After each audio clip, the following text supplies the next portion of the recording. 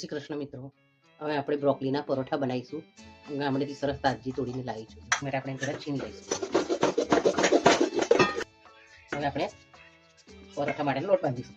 એની માટે તેલનું મોણ નાખીશું, મીઠું નાખીશું, બાંધી લઈશું મિક્સ કરી બરાબર. હવે આપણે લોટને રેસ્ટ આપીશું. સૌથી પહેલા આપણે એમાં નાખીશું સ્વાદ મુજબ આદુ મરચાં લસણની પેસ્ટ નાખીશું, હળદર નાખીશું, થોડો ગરમ મસાલો, ધાણા જીરું, થોડું લાલ મરચું પાવડર નાખીશું, થોડું જીરું નાખીશું અને મિક્સ કરીશું. આપણે એમાં પનીર છીણીશું, થોડું સમારી નાખીશું અંદર. આપણે એને મિક્સ કરી લઈશું. આપણે પૂરણ ભરીશું.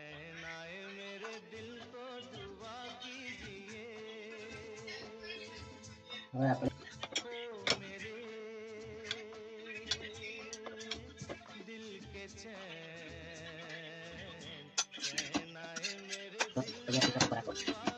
હેલ્ધી સરસ પરાઠો આપણો તૈયાર છે.